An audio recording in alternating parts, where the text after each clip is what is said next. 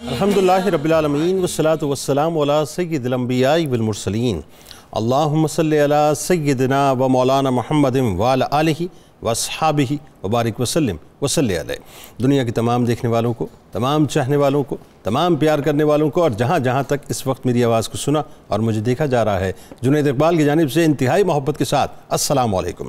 ایک بار پھر ناظرین، آپ کو پر نور صبح نور کے ساتھ میں دل کی گہرائیوں سے خوش آمدید کہتا ہوں، اور آئیے بلا توقف چلیں گے حضرت ابو انیس محمد برکت علی علیہ رحمہ کی تالیف اسماء النبی کریم صلی اللہ علیہ وآلہ وسلم سے رسول اللہ صلی اللہ علیہ وآلہ وسلم کا ایک اسم مبارک پڑھنے اور سننے کی سعادت حاصل کرتے ہیں سیدنا المیسر صلی اللہ علیہ وآلہ وسلم۔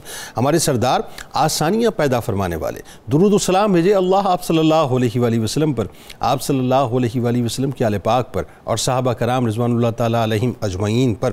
حضرت ابو ہریرہ رضی اللہ تعالیٰ عنہ سے روایت ہے، رسول اللہ علیہ وآلہ وسلم نے ارشاد فرمایا کہ دین بہت آسان ہے، اور جو شخص دین میں سختی پیدا کرے گا تو اللہ تبارک و تعالیٰ اس پر دین کو غالب کر دے گا۔ پس تم لوگ میانہ روی اختیار کرو اور خوش ہو جاؤ کہ تمہیں ایسا دین ملا کہ جو نہایت آسان ہے۔ تو جناب ہمارے ساتھ آج آپ ضرور انشاءاللہ جڑے رہیں گے، اور ایک بات ابتدا میں عرض کروں ناظرین میں کہ امت محمدیہ صلی اللہ علیہ وآلہ وسلم پر محدثین اور علماء کے احسانات ایسے ہیں صاحب کہ جس سے ہم کبھی بھی سبکدوش نہیں ہو سکتے۔ یعنی وہ طبقہ ہے جن کی پوری زندگیاں امت تک علم کی روشنی منتقل کرنے میں صرف ہوئیں اور صرف ہوتی رہیں گی۔ آج دراصل دوسری صدی ہجری میں علم حدیث کے میدان میں اور فن رجال کے آسمان پر ایک انتہائی ممتاز و مکرم اور با کمال ہستی امام یحییٰ بن معین رحمۃ اللہ علیہ کی بارگاہ میں انشاءاللہ مل کر ہدیہ عقیدت پیش کرتے ہیں، جو علم حدیث کے میدان میں اولیت کا درجہ رکھتے ہیں، اور جنہوں نے فن رجال کا وہ انتہائی مشکل ترین اور پیچیدہ راستہ چنا جسے بہت کم لوگ چنا کرتے ہیں، جو فن رجال کے امام ہی نہیں بلکہ امام الائمہ سمجھے جاتے ہیں، جنہوں نے سند حدیث کے کچھ اصول و قوانین مرتب کیے، روا کے لیے سیرت و کردار کا ایک معیار مقرر کیا۔ اب جو لوگ اس پر پورا اترتے تھے ان کی روایتیں قبول کی جاتی تھیں، اور جو لوگ اس میزان پر پورے نہیں اترتے تھے ان کی روایتیں رد کر دی جاتی تھیں۔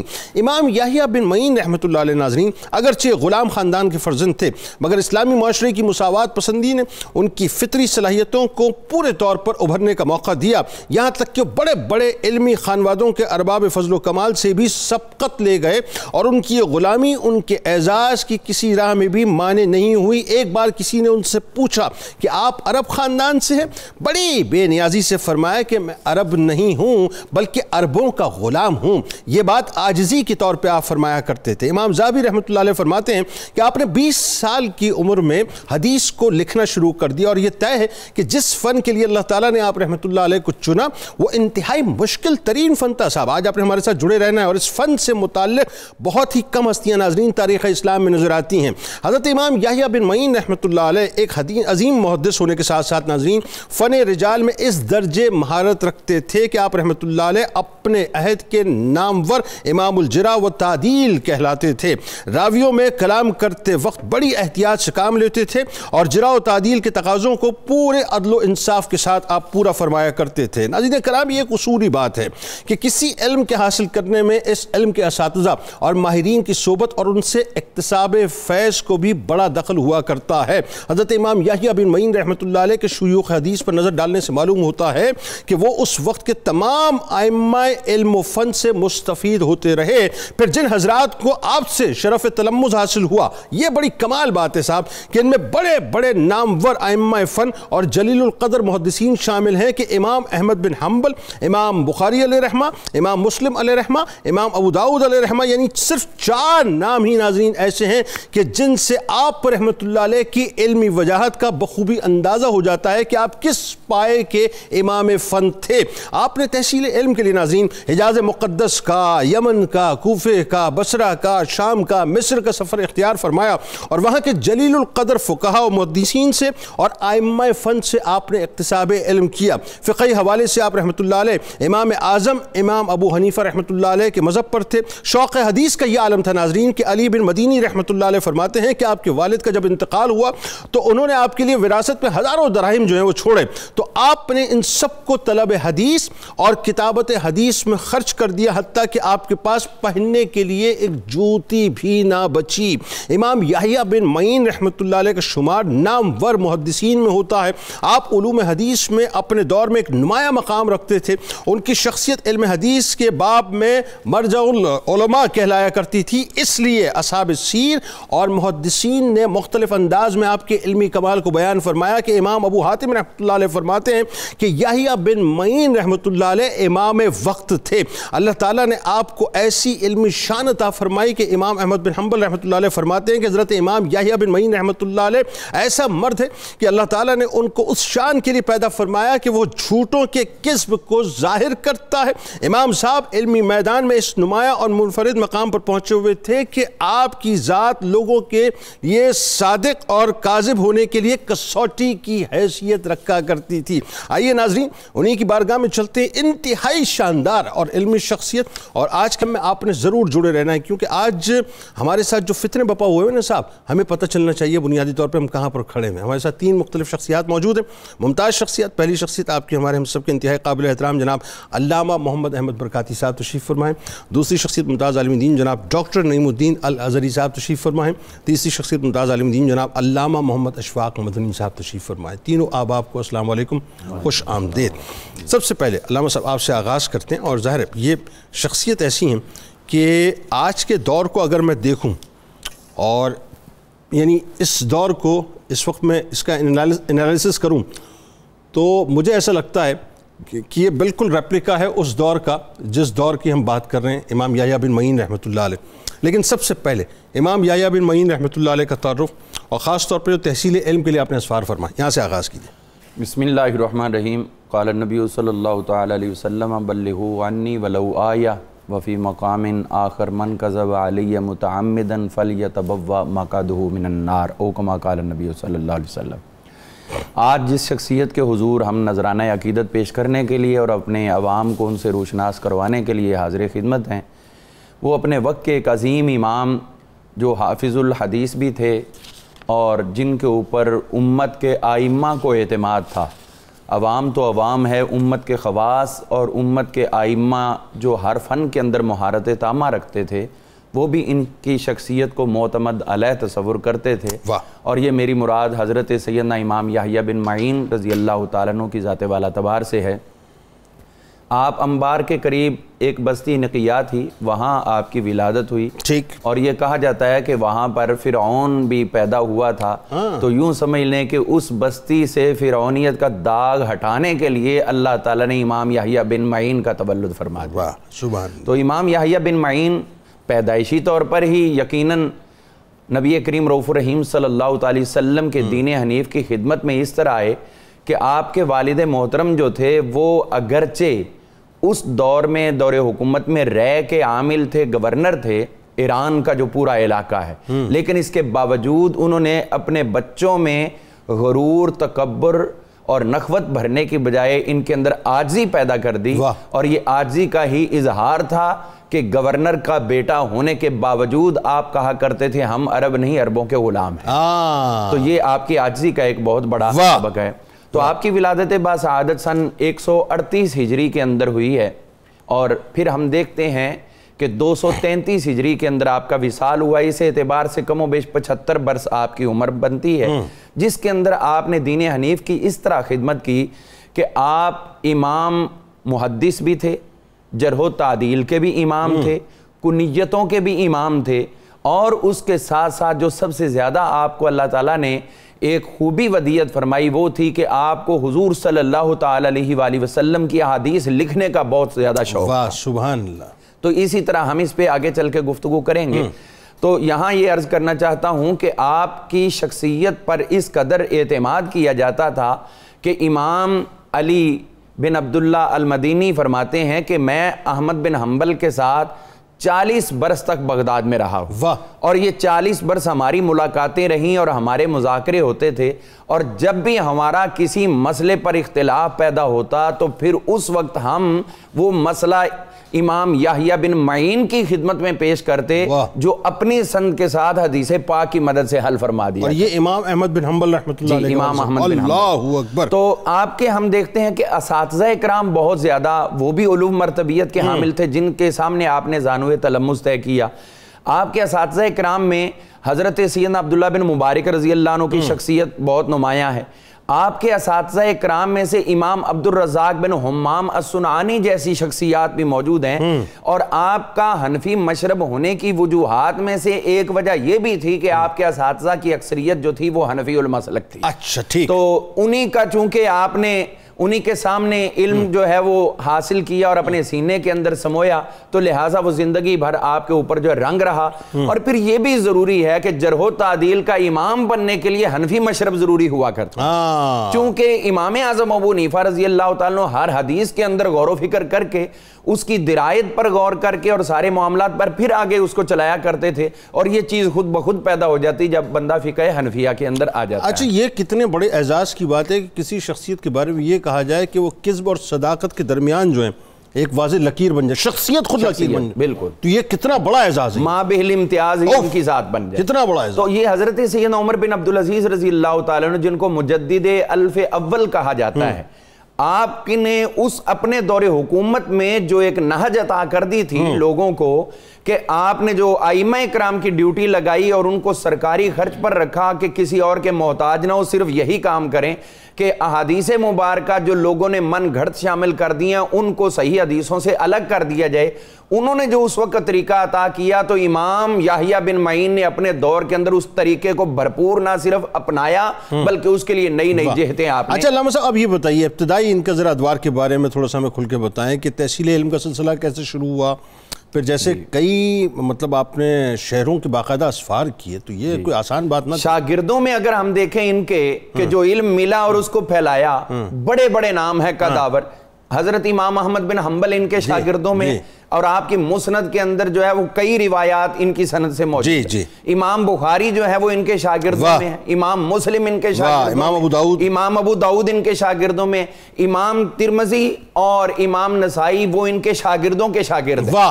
تو اسی طرح امام ابو یعلا جن کی مسند ابی یعلا مشہور ہے وہ بھی ان کے شاگردوں میں. تو کبار نام جو ہے نا وہ ان کے شاگردوں کے اندر موجود ہیں. اور جہاں تک اسفار کی بات ہے تو علم حدیث کے لیے گھر بیٹھے بٹھائے، آج لوگ چاہتے ہیں کہ ہمیں سب کچھ گھر بیٹھے بٹھائے مل جائے، لیکن لطف کی بات یہ کہ صبح نور وہی گھر بیٹھے بٹھائے دیتا ہے، تو شاید اس پہ بھی کئی لوگ چینل چینج کر لیتے ہوں. لیکن ان شخصیات کو دیکھا جائے تو پھر ہمیں مہمیز ملتی ہے کہ انہوں نے جو ہمیں جمع کر کے دے دیا، عطا کر دیا. آپ نے یمن کا بھی سفر کیا، آپ نے عراق کے اندر تو رہتے تھے، عراق کے مختلف علاقے بصرہ وغیرہ وہاں کے بھی سفر کیے. آپ نے اس کے ساتھ ساتھ نیشہ پور کے اندر بھی سفر کیا، مکہ مکرمہ، مدینہ منورہ، تمام علاقوں میں، مصر کے اندر جا کر بھی آپ نے بارہا سفر کیا. اور جہاں جہاں کوئی عظیم محدث ہوتا تھا وہاں، اور یہ بات سامعین کو ہر وقت ذہن میں رکھنی چاہیے کہ وہ سفر جو تھے کوئی ہوائی جہازوں کے نہیں ہوا کرتے تھے، وہ سفر انتہائی دقت والے ہوتے تھے اور مشقت والے ہوتے تھے. اور جہاں تک ہم دیکھتے ہیں کہ انہوں نے یہ علم اتنا حاصل کیا، اور حاصل کرنے کے بعد امت کو جو انہوں نے عطا کر دیا ہے، سوال ایک بہت بڑا ہم رکھتے ہیں، بہت بڑا سوال رکھتے ہیں کہ اتنی دین کی خدمت کر کے انہوں نے قوم سے لیا کیا ہے؟ ہاں، کچھ نہیں، قوم کو سب کچھ انہوں نے دیا، حضور صلی اللہ علیہ وسلم کے دین حنیف کو انہوں نے تقسیم فرمایا. اور میں ایک بات اس پہ ضرور عرض کرنا چاہوں گا کہ آپ کا مسلک طبقات حنابلہ میں آپ کو حنبلی المسلک لکھا ہے ابن ابی یعلا نے، لیکن یہ بات اس حوالے سے درست نہیں ہے کیونکہ امام احمد بن حنبل تو خود ان کے شاگردوں میں ہیں. اور یہاں ہم سفر کی بات کریں، علمی وجاہت کی، تو ایک بات میں ضرور کہنا چاہوں گا کہ امام ابن عساکر نے بیان کیا کہ ایک محدث خراسان سے آئے محدث، اور وہ آ کے بیٹھے تو ایک محدث ان کی خدمت میں حاضر ہے، وہ ان کو احادیث اور کچھ چیزیں املا کروا رہے ہیں. تو دروازے پہ دستک ہوئی، دروازہ کھولا گیا، جی کون؟ احمد بن حنبل آ جاؤ. وہ اسی طرح بیٹھے ہوئے ہیں اور لکھوا رہے ہیں. پھر تھوڑی دیر بعد ایک اور امام آ گئے، اچھا عبداللہ امام احمد دورقی آ گئے تو اسی طرح بیٹھے ہوئے ہیں. اسی طرح ایک اور 4 ائمہ آئے اور وہ آرام سے بیٹھے رہے. پھر دروازے پہ دستک ہوئی تو کون آیا؟ تو کہنے لگے یحییٰ بن معین. یہ کہتے ہیں جو شاگرد لکھ رہے تھے کہ یحییٰ بن معین کا لفظ ان کے کانوں میں پڑا تو وہ ان کے ہاتھوں میں فوری ارتعاش پیدا ہوا. وہ گھبرا گئے, کانپنا شروع ہوئے کہ ان کے ہاتھ میں جو کتاب تھی وہ نیچے جا پڑی, اور پھر وہ سنبھل کے کہنے لگے ان کو آنے کی دعوت دی جائے. یعنی یہ ان کی علمی وجاہت تھی جو سفر کی بات کی ہے کہ ملک در ملک ان کا فیضان زندگی کے اندر یہ وقار اللہ تعالیٰ کسی کسی کو عطا کرتا ہے. اچھا ایک بات جو بڑی خاص اس میں گفتگو میں بھی سامنے آئی کہ یہ جو ملک آپ نے یا شہر جو مطلب اسفار کیے, اور ظاہر بنیادی طور پہ علم حدیث کے لیے آج ہمارے یہاں بہت آسانی ہے. آج عالم یہ ڈاکٹر صاحب کہ ہم موبائل فون آن کرتے ہیں, اپنے ٹیبلٹ آن کرتے ہیں, لیپ ٹاپ آن کرتے ہیں, کمپیوٹر آن کرتے ہیں اور گوگل پہ جاتے ہیں, سرچ کرتے ہیں, کسی بھی ویب سائٹ پہ جاتے ہیں, فوراً ریفرنس نکال لیتے ہیں کہ فلاں حدیث نمبر یہ مطلب سیاستہ میں جہاں موجود ہے ہمیں فوراً اس کو پتہ چل جاتا ہے, اور یہ بھی بدل جاتا ہے وہاں پہ جو ہے کہ وہ ضعیف ہے یا مطلب جو ہے وہ صحیح حدیث ہے. اچھا اس دور میں جو کام کیا, کوئی گوگل نہیں ہے, کوئی لیپ ٹاپ نہیں ہے, کوئی انٹرنیٹ نہیں ہے, کوئی مطلب اس طرح کی ریسورسز نہیں ہے, اور سفر کر کے جانا مطلب یہ سیلف ایک بہت بڑا کام تھا. اچھا چونکہ آپ سے یہ بات ریلیٹڈ مطلب اس اعتبار سے ریلیٹ کرتی ہے, آپ کی اسپیشلائزیشن جو ہے میسج سے جو ہے فن رجال کے حوالے سے اور تعدیل کے حوالے سے, تو فن رجال میں جو مہارت آپ نے حاصل کی ایک مشکل ترین فن ہے, اس کو آسان لفظوں میں لوگوں کو سمجھائیے تاکہ لوگوں کو سمجھ آئے ایکچولی کیا ہے اور اس فن کی اہمیت کیا ہے, ذرا بتائیے. جی بسم اللہ الرحمن الرحیم. جنید صاحب جو علم حدیث ہے وہ اشرف العلوم ہے, اور قرآن کے ساتھ اگر علم حدیث نہ ہو تو قرآن کی سمجھ بھی نہیں آتی. تو قرآن و سنت کا ایک باہمی امتزاج ہے, اور علم حدیث کی یہ حساسیت اور اہمیت ہے کہ ظاہری بات ہے کہ جو علم حدیث اور قرآن ہم تک پہنچا ہے وہ رجال کے ذریعے پہنچا ہے. تو یہ جو علم ہے جسے علم الجرح والتعدیل کہا جاتا ہے, اسے علم اسماء الرجال بھی کہا جاتا ہے, اور اسے علم دراست الاسانید بھی کہا جاتا ہے. بہت آسان الفاظ میں لوگوں کو سمجھائیے. بالکل آسان, یہ تو ٹرمز ہیں نا. اب ان ٹرمز کو اگر آسان کر لیں تو میں یہ کہوں گا کہ حضرت امام مالک جو بات فرمایا کرتے تھے کہ ان ھذا العلم دین فانظروا امن تاخذون دینکم. آپ فرماتے لوگوں یہ علم دین ہے, یہ حدیث دین ہے, دیکھو کہ تم حدیث کس سے لے رہے ہو, راوی کون ہے, اس کی عدالت کیا ہے, اس کا ایمان کیسا ہے, اس کا عقیدہ کیسا ہے, اس کی اخلاقی حالت کیسی ہے. تو گویا علم الرجال اور علم الجرح والتعدیل وہ علم ہے جس میں کسی سے حدیث لینے سے پہلے اس کی شخصیت کو جانچا جاتا ہے, اور ایک فلٹر سے گزارا جاتا ہے جس سے ہم حدیث لے رہے ہیں یہ آدمی کیا اس قابل ہے یا نہیں ہے کہ اس کی بات پر اعتبار کیا جائے. یعنی سورسز کا فن ہے یہ, سورسز کا فن کہ اس نے اس سے روایت کی, اس نے اس سے روایت کی, سورسز کا فن ہے, پوری ایک چین بنتی ہے. بالکل ٹھیک. لیکن اس میں خاص جو وجہ امتیاز اس دین کی ہے جنید صاحب وہ یہ ہے کہ 2 علم ایسے ہیں جو امت محمدیہ سلام اللہ علیہا, حضور نبی رحمت صلی اللہ علیہ وسلم کی امت کے علاوہ اللہ نے کسی امت کو عطا نہیں فرمائے.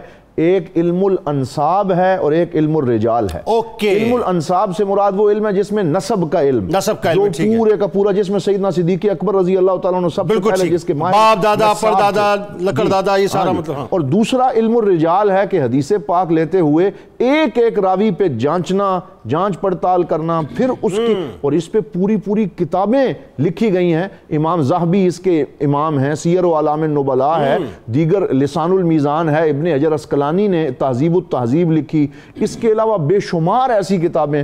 تو یہ وہ علم ہے جس کے امام کا نام حضرت امام یحییٰ بن معین. سر یہ تو انتہائی مشکل ترین علم نہ ہوا؟ یہ بہت مشکل ہے. مطلب کیسے یہ آپ محسوس کریں کہ وہ راوی اس سے ملا تھا کہ نہیں ملا تھا, جو ملا تھا وہ بالغ تھا کہ نہیں تھا, مسلمان تھا کہ نہیں تھا؟ اس میں اتنی باریکی ہے کہ جیسے ابھی اسفار کا ذکر ہوا کہ ایک ایک راوی کے بارے میں جاننا, پھر طویل سفر کرنا, پھر کتابوں کو کھنگالنا, پھر لوگوں سے ملنا, پھر روایت اور درایت, پھر اس کے ضبط اور اتقان کو دیکھنا, اس کی پختگی کو دیکھنا, یہ انتہائی دقیق علم ہے. اور ابھی یہ بات ہو رہی تھی کہ وہ دور جس میں یہ امام تشریف لائے, اس دور کے اندر قصہ گو ہر طرف پھیل چکے تھے, اور طرح طرح کی قصے کہانیاں سنانا اور لمبی چھوڑنا یہ ان کا معمول بن چکا تھا. اور میں تھوڑا سا اس واقعے کی طرف اشارہ یہاں کر دیتا ہوں. جیسے آج بہت سے لوگ لمبی چھوڑتے ہیں. جی بالکل, یہ آج بھی ہے, اور اس دور میں یہ بات جب شروع ہوئی, لیکن الحمدللہ اللہ تعالیٰ نے رجال کار تیار کیے. امام یحییٰ ابن معین, امام علی المدینی, امام ابن ابی شیبہ, امام احمد ابن حنبل,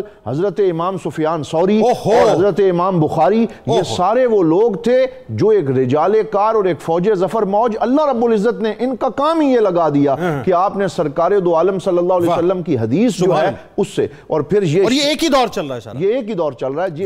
یہ وہ ہے کہ جو فن حدیث کی بنیاد کا دور ہے، کہ جس کے اندر فن حدیث ایمرج ہو کے سامنے آیا ہے. یعنی قدرت کے عظیم ترین جواہر پارے جو ہیں وہ ایک ہی دور میں سرزمین پہ بکھرے ہوئے ہیں. جی بالکل. اور حضرت امام یحییٰ ابن معین کے بارے میں تاریخ دمشق میں حضرت ابن عساکر اور خطیب بغدادی اپنی تاریخ میں ان کے بارے میں لکھتے ہیں، کان یحییٰ ابن معین رضی اللہ تعالی عنہ اماما ربانیا عالما حافظا ثبتا متقنا. کہا کہ وہ کون تھے؟ وہ امام تھے اور امام ربانی تھے، وہ عالم تھے اور حافظ الحدیث تھے. اور حافظ الحدیث وہ ہوتا ہے جسے لکھوک احادیث زبانی یاد ہو اور پتہ ہو کہ صحیح حدیث کون سی ہے، متواتر کون سی ہے، ضعیف کون سی ہے، مرفوع کون سی ہے، مدلس کون ہے، معنعن کون ہے، پورے ٹرمز کی ان کو. پھر اس کے ساتھ ثبتاً جن کے اوپر اعتبار کیا جا سکے، متقناً جسے اپنے علم کے اندر پختگی حاصل ہو. یہ وہ حضرت امام یحییٰ ابن معین ہے. ایک دفعہ حضرت امام احمد ابن حنبل کے ساتھ جا رہے ہیں تو راستے میں ابو نعیم الفضل ابن دکین جو اس دور کے بغداد کے بہت بڑے محدث تھے ان کے پاس سے گزرے تو امام احمد بن حنبل سے فرماتے ہیں کہ آج میں تھوڑا سا ان کا امتحان لوں گا. یعنی بڑے بڑے ائمہ کا بھی امتحان لیتے تھے یہ ان کا، اور سارے ان سے ڈرتے تھے جیسے ابھی ذکر ہوا. دبدبہ بہت. ان کا ایک دکان بھی تھی، تجارت فرمایا کرتے تھے فضل ابن دکین. جب وہاں پہنچے تو سامنے ایک وہ تھا، وہاں بیٹھ گئے اور 30 حدیثیں زبانی پڑھی. ہر 10 حدیث کے بعد ایک حدیث ایسی اس میں شامل کر دی کہ جو انہوں نے ان سے نہیں سنی تھی، یعنی وہ کسی اور کی روایت تھی، مکس اپ کر دیا آپس میں. اور پھر جب ان کو سنایا تو ہر حدیث کے بعد وہ خاموشی اختیار کرتے. جب 10ویں کے بعد 11ویں حدیث جو انہوں نے اپنی طرف سے مکس کی تھی جب وہ ڈالی تو فوراً جلال سے دیکھا اور فرمایا ھذا لیس من حدیثی، یہ میری روایات میں سے نہیں ہے، یہ تم نے کوئی اور شامل. یحییٰ بن معین رحمۃ اللہ علیہ فرمایا فضل ابن دکین نے. یحییٰ ابن معین تو امتحان لے رہے ہیں. اوکے. فضل ابن دکین جو ہیں یعنی وہ بتا رہے ہیں کہ یہ میری روایت نہیں ہے، یہ تم نے شامل کر دی. پھر 10 حدیثیں سنائیں، پھر خاموش رہے. پھر ایک اور حدیث جو شامل کی تھی پھر وہ چوکنے ہو گئے، انہوں نے کہا نہیں یہ بھی میری روایت نہیں ہے. تو اس طریقے سے حضرت یحییٰ ابن معین ایسے ٹیسٹ لیا کرتے تھے. اوکے. کبار محدثین کا ٹیسٹ لیتے. اسی وجہ سے آخری بات کرتا ہوں، حضرت امام احمد ابن حنبل نے اتنا بڑا جملہ کہہ دیا، کل حدیث لا یثبت عند یحییٰ ابن معین فہو لیس بحدیث. فرمایا ہر وہ حدیث جو یحییٰ ابن معین سے سرٹیفائیڈ نہ ہو حضور کی حدیث ہی نہیں. کیا کہنے، کیا کہنے. یعنی اس اتنا بڑا اسٹیچر، اتنا بڑا قد کہ بات ہی ختم ہو گئی کہ حنبلیوں کے امام اگر یہ فرما دیں کہ جی مطلب پھر وہ مطلب سرٹیفیکیشن جو ہے اگر ملے گی یہاں سے تو وہ حدیث ہے، ادروائز وہ حدیث ہی نہیں ہے. اب اس میں ظاہر اسی سلسلے کو آگے بڑھا لیتے ہیں کہ جو اسی فن کے جو ٹاپ لیڈس ہیں، جتنے ائمہ ہیں، انہوں نے جس انداز سے حضرت امام یحییٰ بن معین رحمۃ اللہ علیہ کو ان کی علمی وجاہت کو خاص طور پہ سراہا، خراج تحسین پیش کیا، یہ ذرا بتائیے. بسم اللہ الرحمن الرحیم. میں ائمہ فن کے اقوال بیان کرنے سے پہلے اگر سادہ الفاظ میں حضرت یحییٰ بن معین کا تعارف عوام کو پیش کروانا چاہوں تو ان جملوں میں کرواؤں گا کہ اس وقت جو دین خالص بغیر ملاوٹ کے ہمارے پاس موجود ہے وہ انہی کی مرہون منت. واہ واہ واہ. دنیا میں لوگ کسی نہ کسی کا دفاع کرتے ہیں، یہ وہ ہستی ہیں جو حدیث کا دفاع کرنے والے. سبحان. یعنی یہ کہہ لیجئے کہ اس دور کا وہ فلٹر ہے کہ جنہوں نے فلٹرڈ احادیث جو ہیں بالکل وہ امت تک پہنچائی ہیں، اور انہوں نے پھر پوری زندگی اس کام پہ لگا. سبحان یعنی اللہ. آج جو ان کا ہم تذکرہ کر رہے ہیں وہ ایسے نہیں کر رہے ہیں. یعنی والد 10 لاکھ درہم وراثت میں چھوڑ رہا ہے تو مطلب سرمایہ دار کا بیٹا ہے. اور زندگی امام خطیب بغدادی کہتے ہیں اس پر اینڈ ہوئی کہ جوتے بھی نہیں تھے پہننے کے لیے. تو سفر کیا، ایک ایک بندے کو پرکھا، اور اس طرح پرکھا کہ آپ دعا کیا کرتے تھے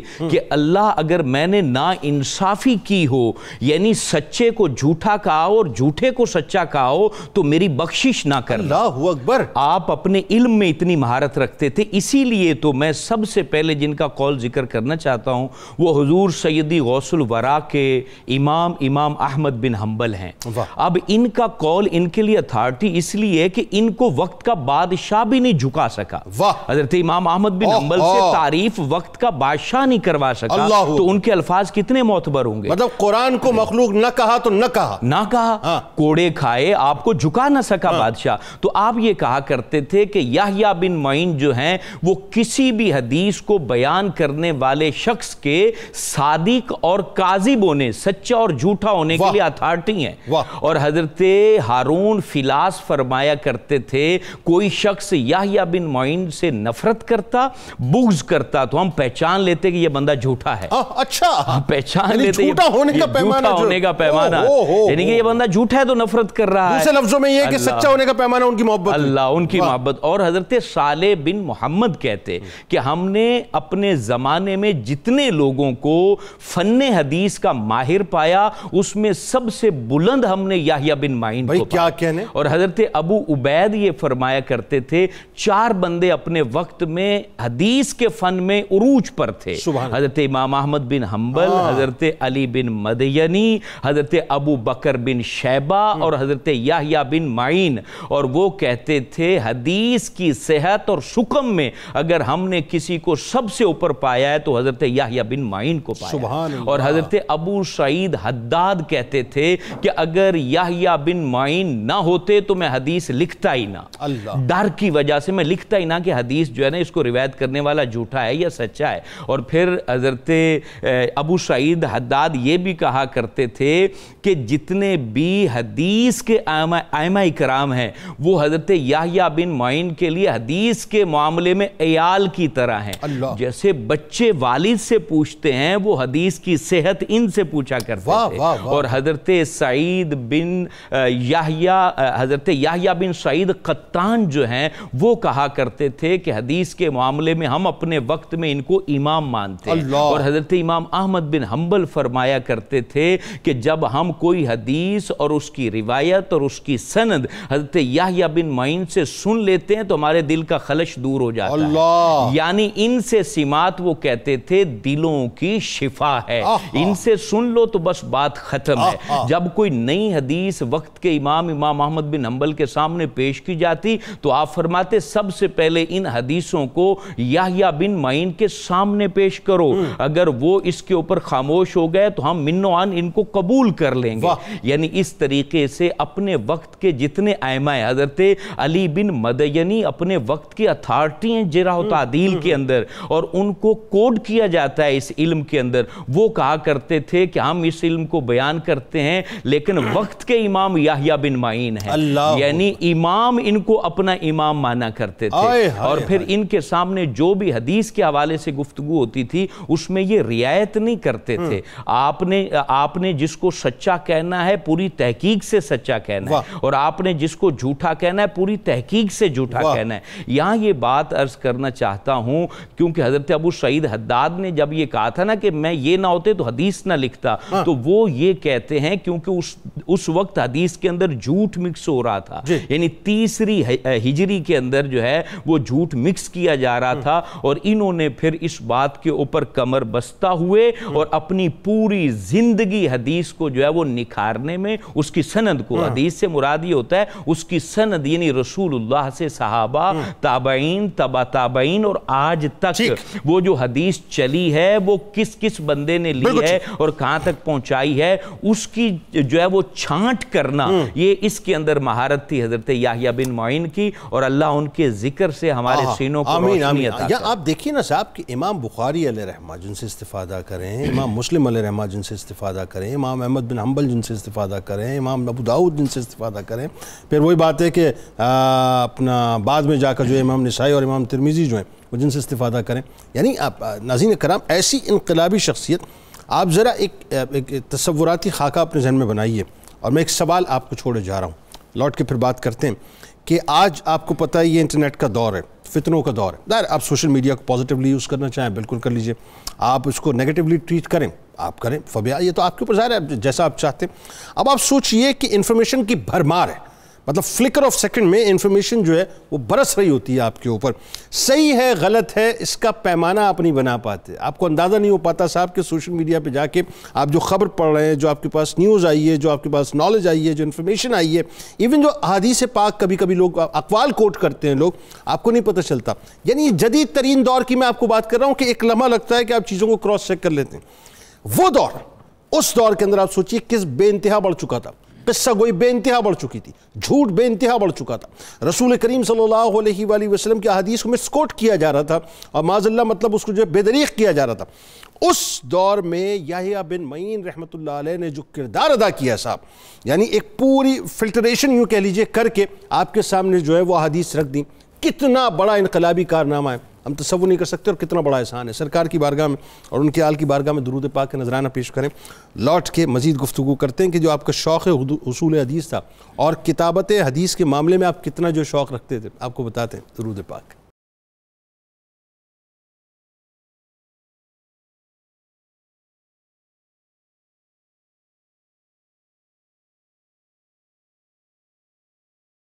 ایک بار پھر ناظرین میں آپ کو خوش آمدید کہتا ہوں. عظیم ترین محدث حضرت یحییٰ بن معین رحمۃ اللہ علیہ کی بارگاہ میں ہدیہ عقیدت پیش کر رہے ہیں, جو فن رجال کے حوالے سے بام عروج پر, جو جرح و تعدیل کے حوالے سے بام عروج پہ, یعنی وہی بات ہے کہ تصور سے اور یہ انسان کے جو ایک اسکیچ انسان بناتا ہے صاحب, اس خاکے سے بالکل ماورا ہستی ہیں. اللہ تعالیٰ نے کتنا بڑا کتنا عظیم کام آپ سے لیا ہے, اس کو ہم الفاظ میں یقیناً بیان نہیں, میں شاید کا لفظ استعمال نہیں کر رہا, میں یقیناً کہہ رہا ہوں, بیان ہی نہیں کر سکتے صاحب کہ اللہ تعالیٰ نے آپ سے کیا کام لیا ہے. اب ذرا یہ بتائیے علامہ صاحب کہ جو امام یحییٰ بن معین رحمۃ اللہ علیہ کا شوق حصول حدیث تھا وہ اپنے عروج پہ تھا صاحب, اس کے بارے میں ذرا کچھ ہمیں بتائیے ان کے واقعات. اور جو کتابت حدیث کا معاملہ ہے صاحب وہ بھی ایسا امیزنگ ہے کہ پڑھ کے عقل دنگ رہ جاتی ہے کہ صاحب یہ کیسے ممکن ہو گیا, بتائیے ذرا. یقیناً نبی کریم صلی اللہ تعالیٰ علیہ وآلہ وسلم کے جو فرامین ہیں اپنی حدیث آگے پہنچانے میں, تو یہ قانون قدرت تو ہے, لیکن یہ اس امت کے اوپر اللہ تعالیٰ کی خاص کرم نوازی ہے کہ جب خاص وقت تھا تو اس وقت اس امت کو خاص ہی لوگ عطا کرتے, جنہوں نے اپنے دور میں وہ خاص کام کیے جو آج کو کرنا بھی چاہے تو نہیں کر سکتے. بہت اچھی بات. تو کتابت حدیث کے حوالے سے اور شوق حصول حدیث کے حوالے سے اگر ہم آپ کی زندگی دیکھتے ہیں تو پہلی بات شوق حدیث ہے. تو شوق حدیث میں آپ نے ملک کا کریا دیگر ممالک کا سفر کیا اور اپنی دولت بھی اسی مقصد کے لیے آپ نے نچھاور کی. ایک سفر کے دوران ایسا ہوا کہ آپ فرماتے ہیں کہ ہمارے پاس پیسے ختم ہو گئے, کھانے پینے کی کوئی چیز نہیں تھی, اور ہم تھے اپنے اسی کام میں ڈٹے ہوئے کہ حضور صلی اللہ علیہ وسلم کی احادیث کو جمع کر رہے ہیں. تو ایک موقع ایسا ہے کہ کوئی پیسے نہیں, کھانے پینے تک کا بھی سلسلہ ہمارا ختم ہو گیا. کچھ آپ کے شاگردان وغیرہ ہمراہ تھے, تو کہتے ہیں ہم ایک جگہ پہ ٹھہرے ہیں, اب پتہ نہیں صبح کیا بنے گا, رات کو کھانا ملا نہیں, صبح ہوگا کیا. تو آپ فرماتے کہ صبح میں اٹھا تو دیکھا کہ ہمارے جہاں پر وہ سامان رکھا ہوا تھا سفر کا, اس میں ایک زنبیل کے اوپر ایک بہت بڑی بھنی ہوئی مچھلی رکھی ہوئی ہے. تو ہم حیران ہو گئے کہ یہ یہاں کیسے آئی. دائیں بائیں دیکھا, کسی نے کوئی غلطی سے نہ رکھ دی ہو یا گزرتے ہوئے کسی کی گر نہ گئی ہو, لیکن وہ گرنے کے آثار نہیں تھے, بہترین تھی. تو پھر ہمارے دل میں یہ صدا آئی کہ یہ اللہ تعالیٰ نے حضور صلی اللہ علیہ وسلم کی حدیث کی خدمت کی برکت میں ہمیں یہ نعمت عطا فرمائی. سبحان اللہ. تو جن کے لیے خود خالق کائنات جن کے کھانے پینے کا اہتمام فرما رہا ہو, تو ان کی خدمات دنیا کی قبولیت میں کوئی شک باقی نہیں رہ جاتا. پھر ہم دیکھتے ہیں کہ آپ نے جو کتابت حدیث کے حوالے سے کام کیا, تو آپ خود فخریہ فرمایا کرتے تھے ہاتھ کی طرف اشارہ کر کے کہ اللہ کا شکر ہے کہ اس ہاتھ کے ساتھ میں نے حضور صلی اللہ علیہ وسلم کی 6 لاکھ احادیث تحریر. 6 لاکھ احادیث. ہاں جی, لیکن بعض مقررات ہوتی تھی سند کے اختلاف کے ساتھ, وہی حدیث دوسری سند کے ساتھ لکھا کرتے تھے, اور ایک ایک حدیث کو بعض مرتبہ 50 سے زائد مرتبہ لکھ دیا. سر میں یہی سمجھنا چاہ رہا ہوں, یہ عقل سے ماورا بات لگتی ہے. یہ لوگوں کو یوں سمجھائیے, آپ ذرا ٹائم کو کیلکولیٹ تو کیجئے. انسان 6 لاکھ احادیث کو صرف لکھنا جو ہے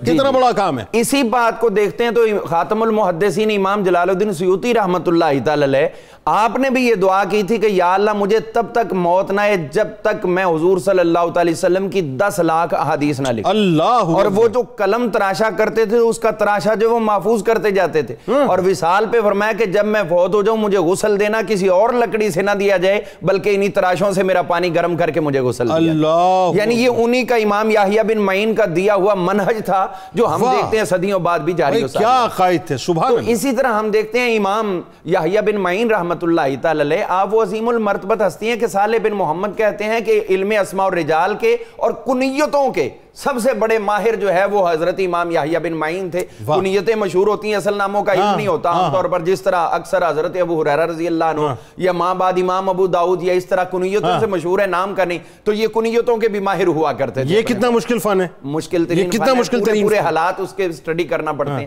اور ایک اور بات خوبصورت جو آج کے دور سے بھی ریلیٹ ہے اور ایک سوال آج کل پیدا کیا جاتا ہے، یہ اس کا بھی جواب بنتا ہے۔ وہ کیا؟ اور وہ یہ ہے کہ امام یحییٰ بن معین نے بذات خود اس روایت کو بیان کیا کہ مجھے ایک حفار القبور نے بیان کیا ہے کہ میں ایک قبر کے پاس سے گزرتا ہوں تو اس میں سے مجھے نحیف اور مریضوں جیسی کمزور آواز سنائی دیتی، اور پھر ایسا ہوا کہ پاس ہی قبرستان کے مسجد تھی، وہاں چھت پہ چڑھ کے مؤذن اذان دے رہا تھا تو قبر کے اندر سے اذان کا جواب دیا جا رہا۔ یہ امام یحییٰ بن معین نے بیان کیا۔ تو آج اگر قبر کے پاس اذان دی جائے تو کچھ لوگ اس کو جائز و ناجائز کی زد میں لے جاتے ہیں، تو امام یحییٰ بن معین کا یہ سننا اور پھر اس کو اتنے بڑے جارح کا بیان کر دینا، جو فن جرح و تعدیل کے امام ہیں ان کا بیان کرنا، اس کو قبول کر کے سنا دینا، اس بات کا ثبوت ہے کہ اگر قبر کے پاس اذان دی جائے تو وہ بلا شبہ درست ہے کہ قبر والا سنتا بھی ہے اور اس کا جواب بھی دیتا ہے۔ مطلب جن کی جرح جو ہے وہ اپنا صداقت کا اور کسب کے درمیان کا پیمانہ بن جائے، یعنی درمیان کی لکیر بن جائے، وہ اگر یہ فرمائے تو اور بات بھی میں عرض کرنا چاہوں گا اختصاراً، وہ بہت دلچسپ ہے ناظرین کے لیے، کہ امام یحییٰ بن معین اور امام احمد بن حنبل رحمۃ اللہ علیہ اسی طرح ایک سفر میں رصافہ ایک مقام تھا، وہاں پر موجود تھے۔ وہ قصہ گو والی بات بتا رہے ہیں، بڑا مزے کا واقعہ۔ وہاں پر آپ موجود تھے تو وہاں پہ قصہ گو جو تھا وہ بیان کر رہا تھا، اور اس نے کہا جی جو مجھے یہ بات امام احمد بن حنبل نے بیان کی اور یحییٰ بن معین نے بیان کی، اور وہ دونوں سامنے موجود، تو ان کی سند سے وہ بیان کر رہا ہے جی حضور صلی اللہ علیہ وسلم یہ فرمایا کہ جو کلمہ طیبہ پڑھ لے اللہ اس کو قیامت کو ایک ایسا پرندہ عطا کرے گا جس کی چونچ جو ہے وہ سونے کی ہوگی، اور یہ ہوگا وہ ہوگا، وہ پورا بیان کر رہا ہے نقشہ۔ یہ ایک دوسرے کو دیکھ رہے بھی تم نے بیان کیا، انہوں نے کہا نہیں میں تم نے یہ روایت بیان، یہ والی روایت بیان کیا، تو کہتا ہے ہم دونوں کا نام لے رہے ہیں، انہوں نے اچھا بعد میں نہیں بڑھتے ہیں اسے۔ وہ بول چکے، جب وہ فارغ ہوا اس نے رقم وغیرہ جمع کی، تو جس طرح ہوتا ہے آج کل بھی شعر وہی زیادہ پڑھا جاتا ہے جس پہ پیسے زیادہ، غلط روایات بیان کر کے سبحان اللہ کی صدائیں اور پیسے سمیٹے جاتے ہیں۔ 20 صفحات تک اس نے ایسی بات ان سے منسوب بیان کر دی۔ جب فارغ ہوئے تو فرمایا ادھر آؤ، جب آگے چونکہ وجاہت بہت زیادہ تھی، لوگ مرعوب بھی ہو جایا کرتے تھے، ادھر آؤ، آگئے، یہ جو تم نے بیان کی کس سے بیان کی؟ کہنے لگے احمد بن حنبل سے اور یحییٰ بن معین سے۔ سامنے کھڑے میں یحییٰ بن معین ہوں، یہ احمد بن حنبل ہے، تم نے ہمارا نام لے کے کیسے بیان کر دی؟ یہ تو ہے ہی نہیں۔ تو وہ اب دیکھیں ان لوگوں کی جو ہے نا وہ ذہنی مضبوطی، قصہ گو لوگوں کی، وہ وہاں پہ دیکھ کے کہنے لگا اچھا آپ یحییٰ بن معین ہو اور یہ احمد بن حنبل ہیں جی۔ انہوں نے کہا میں تو ایسے 17 قسم کے یحییٰ بن معین اور احمد بن حنبل، اللہ اکبر، تم اپنے آپ کو زمانے میں ایک ہی سمجھتے ہو اور کوئی ہو ہی نہیں سکتا۔ تو اس نے بڑے رقیق جملے جو ہے وہ آپ کے حوالے سے بولے، تو یہاں تک ایسا بولتا گیا کہ امام احمد بن حنبل منہ پہ ہاتھ رکھ کے ہنسنے لگے اور ان کو کہنے لگے اٹھو چلو ادھر، ہماری نہیں چلنی، یہ قصہ کوئی کا یعنی اس سے مراد، اب دیکھیں اس سے مراد یہ اس واقعے میں ظاہر ہے، اس واقعے سے بات ثابت ہوئی دو چیزیں۔ میں نے کہا نا ابتدا میں نے ایک بات کی کہ وہ دور دیکھیں اور آج کا دور دیکھیں، آپ کو ایسا لگتا ہے ریپلیکا آپ جو ہے وہ دیکھ رہے ہیں۔ آج بھی ظاہر ہوتا کیا ہے، بہت سے لوگ جو قصہ گوئی میں روایتوں کو سنانے میں خیال نہیں کرتے، اور وہی روایتیں سنائی جاتی ہیں جس میں مجمع جو ہے وہ اششکر اٹھتا ہے اور داد بڑی ملتی ہے اور پھر نوٹ زیادہ لوٹائے جاتے ہیں۔ ہوتا ہمارے یہاں یہ نارملی اپریسیشن کے لیے لوگ تالیاں بجانے کے لیے ہوتا یہ۔ آپ یہ دیکھیے اب وہ قصہ گو کس حد تک جھوٹ بولتا ہے اور کس لیول کا جھوٹ بول رہا ہے، اور جن سے منسوب کر رہا ہے وہ سامنے کھڑے ہیں پھر بھی جھوٹ بول رہا ہے۔ تو اس زمانے میں احادیث کے حوالے سے جھوٹ کتنا بڑھ چکا ہوگا، اور آج کو اگر ہم اگر ہم مثال کے طور پہ 12 صدیوں کے بعد، کیونکہ ظاہر ہے دوسری صدی ہجری کی بات ہے، تو 12 صدیوں کے بعد یا 12.5 صدیوں کے بعد آپ ہم دیکھیں تو پھر ہمارے یہاں صورتحال کس حد تک جو ہے وہ ورسٹ ہو چکی ہوگی۔ اب ذرا اسی بات کو ریلیٹ کر دیجئے، امام یحییٰ بن معین رحمۃ اللہ علیہ علم حدیث میں جو مقام و مرتبہ رکھتے تھے، اور اللہ تعالیٰ نے جو آپ کو مقام و مرتبہ دیا، یقیناً میں اگر کہوں کہ آپ ایک عظیم ترین ایسے ریفارمر تھے کہ آپ کی مثل جو ہے وہ قیامت تک دوسرا کوئی اور ہمیں نظر نہیں آتا اس اعتبار سے، بتائیے ذرا۔ بالکل جی، انہوں نے جو ایک مقام اللہ تعالیٰ نے حضور صلی اللہ علیہ وسلم کی حدیث کے تحفظ اور دفاع میں ان کو دیا اس کی مقبولیت بارگاہ خداوندی میں بھی ہوئی اور بارگاہ مصطفی صلی اللہ علیہ وسلم میں بھی ہوئی، اور اس درجہ مقبولیت ہوئی کہ ابھی آگے ذکر آئے گا، میں صرف اشارہ کر دیتا ہوں کہ پھر سرکار دو عالم صلی اللہ علیہ وسلم لوگوں نے دیکھا خواب میں کہ ان کے جنازے میں شریک ہیں، حضور کرم نوازی فرما رہے ہیں، اور ساتھ سرکار فرما رہے ہیں ھذا الذاب عن احادیثی، میں اس لیے آیا ہوں کہ یہ میری احادیث کا دفاع کیا کرتا، یہ میری احادیث سے جھوٹوں کا پردہ جو ہے وہ فاش کیا کرتا تھا، تو یہ ان کو مقام اس لیے نصیب۔ لیکن اس کے باوجود جنید صاحب آپ دیکھیں کہ انہوں نے روایت حدیث پہ زیادہ فوکس نہیں کیا، یعنی حضرت امام یحییٰ ابن معین نے زیادہ روایات حدیث کی نہیں کی، بہت کم کی ہیں، انہوں نے درایت کے اوپر اپنی پوری زندگی لگا دی، یعنی عقل اور درایت سے مراد یہ ہے کہ جو سند ہے، سند کے راویوں کا جائزہ لیتے ہوئے تاکہ کوئی شخص سرکار کے بارے میں کوئی جھوٹ منسوب نہ کر دے، تو اس سائیڈ پہ۔ اور یہ خود فرمایا کرتے تھے کہ جس دن میں کوئی حدیث بیان کروں، اگرچہ لاکھوں حدیث انہیں یاد تھیں اور لکھی بھی تھیں، کہتے ہیں جس دن میں کوئی حدیث بیان کروں ساری رات اس ڈر سے جاگتا رہتا ہوں کہ کہیں مجھ سے کوئی غلطی نہ ہو گئی۔ یعنی دوسرے لفظوں میں احادیث کا خزانہ موجود تھا، آپ نے اس خزانے میں جو ہے پوائنٹ آؤٹ کیا کہ یہ مطلب جو ہے وہ صحیح ہیں اور یہ صحیح نہیں ہے۔ اس کی میں تھوڑی سی اہمیت اجاگر یوں کرنا چاہوں گا کہ یہ کس قسم کا اس میں آپ یوں کہہ لیں کہ مکسچر بن جاتا تھا، اور اس کو کیسے صحیح کرنے کی ضرورت ہوتی تھی۔ ایک شریک بن عبداللہ بہت بڑے محدث تھے، بغداد کے اندر ان کا درس حدیث قائم ہوتا تھا، یحییٰ ابن معین رضی اللہ تعالیٰ عنہ انہی کا دور تھا، تو وہ شریک بن عبداللہ اپنے طلباء کو حدیث املا کروا رہے تھے، املا کا دور تھا، استاد بولتا شاگرد لکھتے تھے، انہوں نے پوری سند چلائی، ان فلاں ان فلاں ان فلاں ان انس ابن مالک، جب یہاں آ کے روکے آگے انہوں نے حضور کی حدیث بیان کرنی تھی، ان النبی صلی اللہ علیہ وسلم قال، اور آگے بیان کرنا، اتنے میں ایک شخص اندر داخل ہوئے جن کا نام تھا ثابت بن قیس، تو یہ ثابت بن قیس اس دور کے بہت بڑے عابد اور زاہد شخص تھے، ان کا چہرہ بڑا روشن تھا، اب یہ پوری سند بیان کر چکے تھے، اتنے میں وہ داخل ہوئے، جب ان کا روشن چہرہ دیکھا تو ان کی تعریف کرتے ہوئے یہ کہہ دیا من کثرت صلاتہ باللیل حسن وجہہ بالنہار، کہ جو رات کو زیادہ عبادت کرتا ہے دن کے وقت اس کا چہرہ چمک رہا ہوتا ہے، بڑا روشن ہوتا ہے۔ شاگردوں نے لکھ لیا کہ شاید یہ حضور کی حدیث بیان کر رہے ہیں، تو آپ یہ دیکھیں کہ اس طرح کا التباس ہو جاتا تھا، سند کوئی اور چلی، آگے انہوں نے کوئی اور جملہ کہہ دیا لیکن شاگردوں نے اسے حدیث سمجھ کے لکھ لیا، تو حضرت یحییٰ ابن معین آئے اور انہوں نے کہا کہ بھائی یہ آپ کے استاد کوئی اور گفتگو کر رہے تھے، یہ سرکار کی حدیث نہیں ہے، اس کو حضور کی طرف منسوب نہ کیا جائے، اگرچہ معنی درست ہے کہ جو رات کو جاگے گا صبح اس کا چہرہ روشن ہوگا، لیکن فرمایا یہ اس سند کی یہ حدیث نہیں ہے، بلکہ یہ تو اس شخص کے بارے میں یہ کہہ رہے ہیں، یعنی جو وہ راوی در راوی بیان کر رہے تھے اس سند سے یہ حدیث نہیں، یہ حدیث نہیں۔ یعنی ایک اور آپ دیکھیے کہ ایک ہارون الرشید کے دور میں بہت سارے صوفیاء کو بلایا گیا جو اپنے آپ کو نام نہاد صوفی کہتے تھے، تو ان سے کہا گیا کہ آپ نے قرآن پاک کی صورتوں کے فضائل میں اتنی 100 حدیثیں آپ نے گھڑ لی ہیں، یہ آپ نے کیوں کیا؟ وہ مان بھی گئے کہ ہم نے گھڑی ہیں، مان گئے کہ ہم نے گھڑی ہیں اور دربار میں اعتراف بھی کر لیا، لیکن ساتھ ہی انہوں نے کہا کہ آپ نے حضور کی حدیث نہیں پڑھی، من کذب علی متعمدا فلیتبوأ مقعدہ من النار، آگے سے انہوں نے جسٹیفیکیشن کیا دی، انہوں نے کہا نحن لا نکذب علیہ بل نکذب لہو، ہم حضور کے خلاف جھوٹ نہیں باندھ رہے، ہم حضور کے حق میں ایسی بات کر رہے ہیں تاکہ لوگ قرآن زیادہ پڑھیں۔ اس طرح کے لوگوں کی مسکنسپشن تھی، اس طرح کی ان کے اندر ایک چیزیں پیدا ہو گئی تھیں کہ ہم اس طرح کی حدیثیں بیان کریں تاکہ لوگ دین کی طرف آئیں۔ حضرت یحییٰ ابن معین اور ان جیسے اماموں نے یہ جہاد کیا اور انہوں نے کہا اگرچہ تم کوئی نیکی کی بات بھی کرو، خیر کی بات بھی کرو، لیکن اگر سرکار نے نہیں فرمائی تو تمہیں کوئی حق نہیں پہنچتا کہ تم ان کی طرف منسوخ کرو۔ یعنی اس کا مطلب یہی ہوا نا جو ہم بات کر رہے ہیں کہ اس دور کے اندر، یہ دوسری صدی ہجری کی بات ہو رہی ہے، یعنی اس دور کے اندر جو ہے بنیادی طور پہ احادیث کے نام کے اوپر بے انتہا غلو اور جھوٹ جو ہے وہ عام ہو چکا تھا، اور یہ مطلب اس حد تک عام ہو چکا تھا کہ اگر اس کو یحییٰ بن معین رحمۃ اللہ علیہ جیسی شخصیات، کیونکہ علی بن مدینی رحمۃ اللہ علیہ کا بھی ذکر ہے، ان کا بھی جو ہے علم رجال کے حوالے سے ایک بہت بڑا نام ہے، تو اگر یہ شخصیات آ کے کام نہ کرتی اور فلٹر نہ کرتی تو صورتحال خدا نخواستہ بند اگر اس وقت جنید صاحب نہ باندھا جاتا تو آج علم حدیث اتنی مصفہ مجلہ خوبصورت شکل کتابوں کے اندر ہمارے پاس موجود نہ ہوتا۔ آج اگر صحیح بخاری موجود ہے، صحیح مسلم موجود ہے، موطا امام احمد بن حنبل، موطا امام مالک موجود ہے، مسند امام احمد بن حنبل، کتب احادیث کثیر تعداد میں موجود ہیں، اور الحمدللہ لاکھوں احادیث حدیث صحیح ہمارے پاس موجود ہیں اور ہم تسلی سے بیان کرتے ہیں تو اس میں بہت بڑا حصہ ان ہستیوں کا ہے، پر احسان عظیم جاتا ہے کہ انہوں نے بالکل. اور پھر ظاہر ہے جب اتنا بڑا کارنامہ ہے تو علامہ صاحب تو پھر سرکار مدینہ صلی اللہ علیہ وآلہ وسلم کی نظر عنایات اور مطلب ان کا کرم پھر کیسے نہ ہو ان کے اوپر، اس پہ بھی جا کے ہم بات کرتے ہیں. لیکن اس سے پہلے ذرا یہ بتائیے کہ آپ کے جو قلمی کارنامے ہیں ذرا اس پہ بھی تھوڑی سی گفتگو کیجیے، اور خاص طور پہ جو آپ کی اہم تصانیف ہیں ان کے بارے میں بتائیے. پھر آپ کو جو وصال پاک کا انتہائی ایمان افروز واقعہ، پھر وہ تخت مبارک جس پہ سرکار مدینہ صلی اللہ علیہ وآلہ وسلم تشریف فرما ہوئے، وہ آپ کو نصیب، ذرا بتائیے وہ کیا تھا ذرا.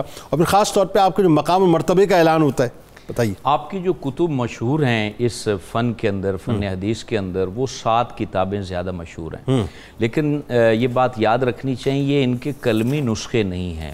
ان کے شاگرد ان سے سوال کرتے تھے، حضور فلاں شخص کے بارے میں بتائی، اور بالترتیب سوال ہوتے تھے.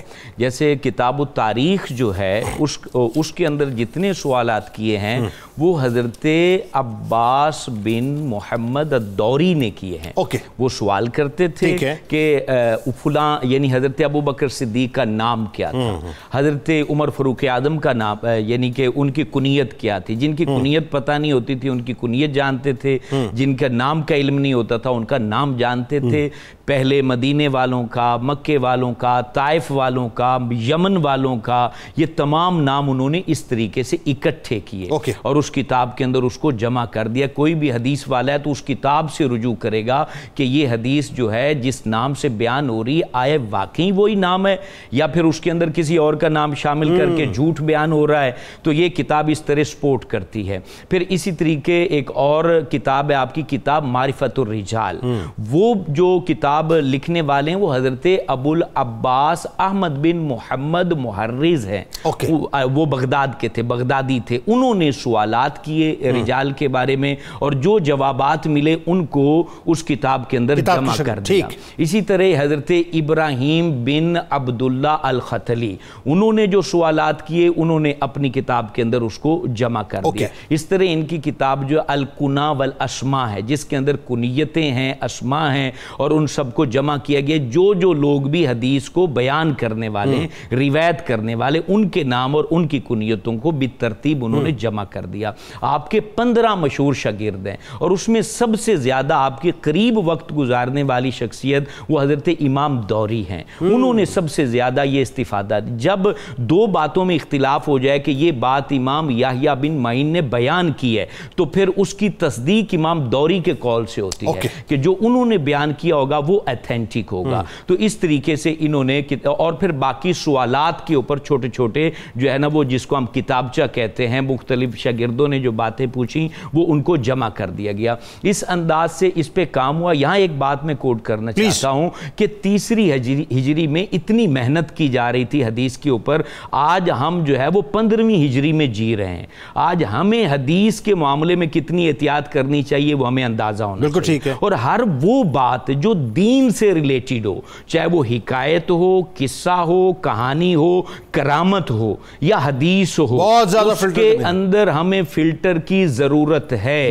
ہمیں دانش اور دانائی کو استعمال کرتے ہوئے ہر چیز کو پہلے حدیث پہ پیش کریں، قرآن پہ پیش کریں. اگر وہ اس کے خلاف جا رہی ہے تو اس کو عوام میں مت بیان کریں اگرچہ اس کو کتاب میں لکھا گیا ہو، کیونکہ وہ ہم تک پہنچتے ہوئے پھر عربی کتابوں کو یا فارسی کتابوں کو اردو میں ترجمہ کرتے ہوئے کس نے کب ڈنڈی مار دی ہو، اس کی ڈنڈی نہ ماری ہو، دنائی نہ کام کیا ہو تو وہ غلط پہنچ گئی ہو تو ہم اس کو آگے بیان کریں گے. تو اس سے بعض دفعہ نوجوان متنفر ہوتے ہیں. اس چیز پہ غور کرنا چاہیے. اتنی بڑی خدمت کا صلہ کتنا بڑا ملا. ذوالقعدہ کا مہینہ تھا. بعض لوگوں نے لکھا حج کر کے آ رہے تھے لیکن چونکہ ان کی جو وفات ہے، ڈیتھ ہے، وہ ذوالقعدہ میں، اور حج تو ذوالحجہ میں ہوتا ہے. تو ذوالقعدہ میں آپ مدینے میں موجود تھے. سب سے پہلے دربار رسالت مآب میں حاضری دے رہے تھے. اس کے بعد وہاں سے جب حج کے لیے چلنے لگے چونکہ وقت اجل آ چکا تھا تو آپ کو جو ہے وہ ہاتف غیبی سے آواز آئی، ہماری ہمسائیگی چھوڑ کے کہاں جا رہے ہو؟ تو پھر آپ واپس لوٹے، آپ پہچان گئے اور آپ 3 دن مدینہ تو رسول کے اندر جو ہے آپ حاضر خدمت رہے. اور پھر آپ کا جب وصال ہوا مسجد نبوی کے بالکل سامنے जन्नत उल बकी, सुभान अल्लाह, बाब बकी से निकलें तो आप जैसे ही जन्नत उल बकी में इंटर होते हैं तो आपके दाईं साइड ऊपर सैयदा फातिमा का मज़ार है, अहले बैत अतहार के मज़ार हैं, सामने उम्महातुल मोमिनीन के मज़ार हैं, और थोड़ा सा लेफ्ट चलें तो इमाम नाफे, इमाम मालिक और जो है ना वो हज़रत याह्या बिन मईन, ये मुहद्दिसीन के मज़ार वहाँ पर बकी शरीफ के अंदर मौजूद हैं। और फिर जब इनका जनाजा उठा, बाज़ ने जो मुबारक तख्त है उसी पे गुस्ल दिया, जिसमें बाज़ ने लिखा कि तख्ते गुस्ल के ऊपर इनको गुस्ल दिया गया, जिस पर हुजूर जान रहमत तशरीफ फरमा हुए थे। और बाज़ ने कहा जिस चारपाई पे उठाया गया वो चारपाई वो थी। मैं एक सिर्फ बात अर्ज करना चाहूँगा, बड़ा प्यारा जुमला है। जिन हस्तियों ने इनके लिए वो तख्ता गुस्ल मंगवाया था उनका नाम क्या था? हजरत इमाम मोहम्मद बाकिर और इमाम जाफर सादिक रज़ी अल्लाह। सुभान अल्लाह। उन्होंने फरमाया कि ये हमारे नाना जान की हदीसों की खिदमत करते थे। आज यानी सरकार के विसाल के बाद पहली दफा वो निकाला गया, यानी घराना अहले बैत जो है वो इनको इकराम देने के लिए। फिर ये देखें जैसे इनका जनाजा उठा तो मदीने के लोग इशारा करके कह रहे थे ये वो खुश नसीब जा रहा है जिसने हुजूर की हदीस को छांट। सुभान अल्लाह, सुभान अल्लाह, क्या कहने जी। मतलब इमाम बाकिर अलैहिस्सलाम, इमाम जाफर सादिक अलैहिस्सलाम, आप सोचिए साहब, जब वो हस्तियाँ तौक़ीर फरमाएँ याह्या बिन मईन रहमतुल्लाह अलैह की, तो फिर सोचिए साहब क्या ज़मीन वालों का काम और क्या अर्श वालों का काम, तो फिर क्या तौक़ीर का आलम होगा। बस दुआ अल्लाह ताला हज़रत याह्या बिन मईन रहमतुल्लाह अलैह का सदका ज़िक्र करने वालों, सुनने वालों को कल बरोज़ महशर अता फरमाए कि जिन्होंने सरकार मदीना सल्लल्लाहु अलैहि वसल्लम की अहादीस की इस कदर खिदमत की साहब, और इतना एहसान है उनका उम्मत पर। किताब शिफा हर मुसीबत और बीमारी से हिफाजत का आपको अमल बतलाते हैं कि फरमान मुस्तफ़ा सल्लल्लाहु अलैहि वसल्लम कि जब रात को सोने लगो तो सूरह फातिहा और सूरह इखलास पढ़कर दम कर लिया करो, सिवाय मौत के हर किस्म की बला से इंशाअल्लाह महफूज रहोगे। हज़रत इमाम मोहम्मद गज़ाली रहमतुल्लाह अलैह का कौल मुबारक है कि ज़ुबान से निकलने वाली तमाम अच्छी या बुरी बातें इंसानी जिस्म के तमाम आज़ा पर असर अंदाज होती हैं। अच्छी बातें तौफ़ीक़ खुदाबंदी के उसूल का ज़रिया बनती हैं और बुरी बातें ज़िल्लत और रुसवाई का बाइस बनती हैं। और साइंस आज इस बात को प्रूव रही है साहब कि ये जो भी गुफ्तगू आप करते हैं ज़ाहिर इसका अपना एक औरा होता है, चाहे उस मनफी होता है चाहे मुस्बत होता है, लेकिन उसका असर ज़रूर आपकी शख्सियत पे भी होता है और माहौल पे भी होता है। तो आइए साहब मिल के नारा लगाएंगे, लेकिन उससे पहले तजदीद है वफ़ा ला युमिनु अहदुकुम हत्ता अकूना अहब्बा इलैहि मिन वालिदिही व वलदिही व नासि अजमईन। अल्लाह ताला आपका, हमारा, हम सब का, पाकिस्तान का और उम्मत मुस्लिमा का हामी व नासिर हो। पाकिस्तान का मतलब क्या? ला इलाहा इल्लल्लाह मुहम्मदुर रसूलुल्लाह सल्लल्लाहु अलैहि वसल्लम।